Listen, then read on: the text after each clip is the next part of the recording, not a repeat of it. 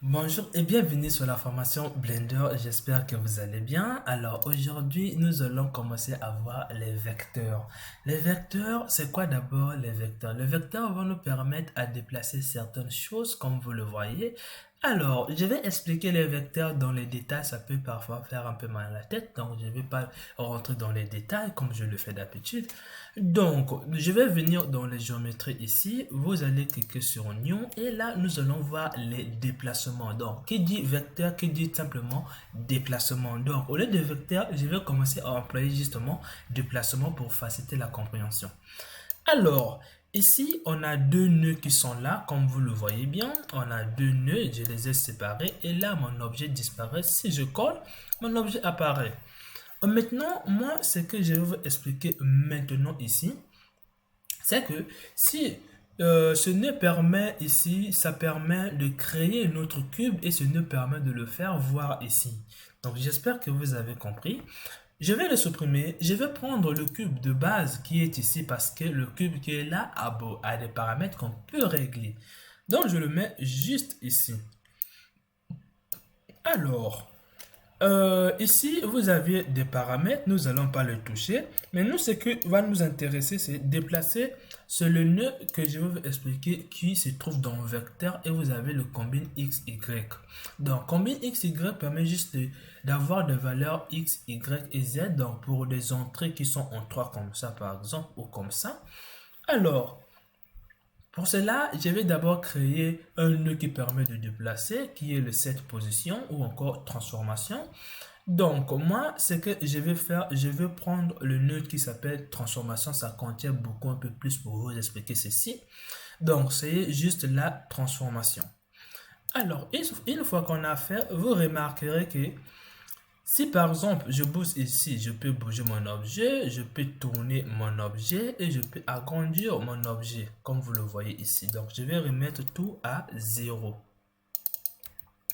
Alors, je vais mettre ici à 1. Alors, une fois que nous sommes ici, nous allons maintenant pouvoir l'utiliser maintenant les vecteurs x, y. Imaginez que je vais tourner, roter, augmenter la taille tous au même moment. Donc, je vais donner le même x partout, le même y partout. Donc, pour cela, je vais venir dans vecteur et nous allons venir prendre les x, y ici, comme vous le voyez.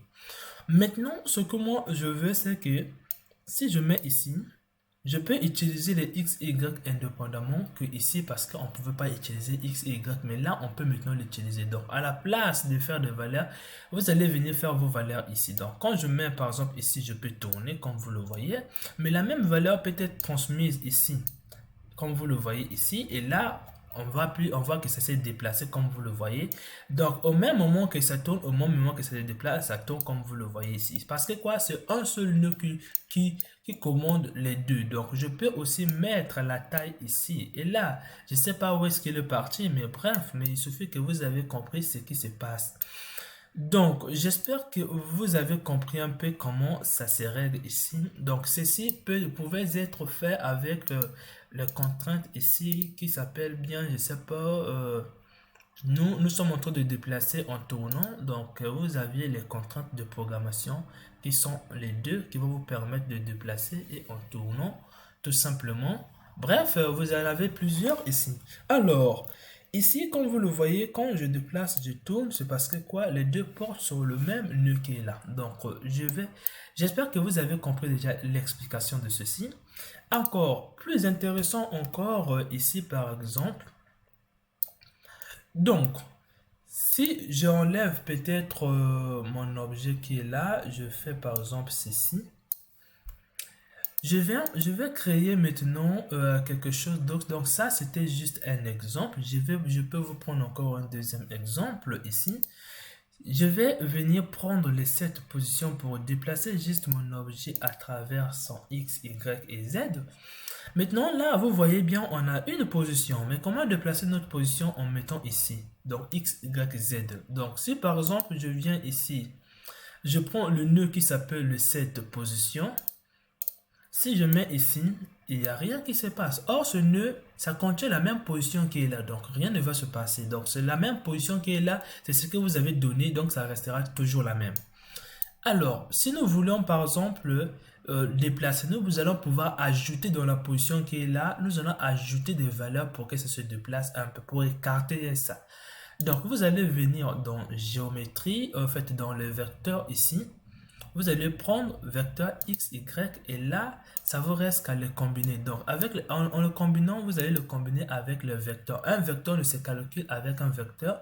Ça peut se faire en multiplication et non une soustraction avec un scalaire. Donc, je ne veux pas rentrer dans les détails. Donc, vous aviez math qui va permettre de faire l'addition. Donc, par défaut, c'est l'addition. Là, quand vous faites x, vous pouvez déplacer comme vous le voyez ici. J'espère que vous voyez l'utilité de x et y. Ça va vous permettre, donc je peux par exemple mettre ceci en décalant au même moment. Donc comme vous le voyez,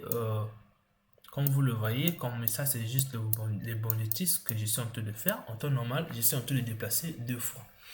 J'espère que vous avez compris un peu l'utilité de x, y permet d'avoir des valeurs en 3 pour le faire rentrer sur des choses qui ont 3, en fait modifier ici et ici et ici. C'est vraiment chiant que de le faire un peu, on peut le faire le tout pour chaque valeur. J'espère que vous avez compris. On se retrouve dans la prochaine vidéo auquel je vais expliquer maintenant le vecteur séparation x, y. Donc on se retrouve à la prochaine vidéo.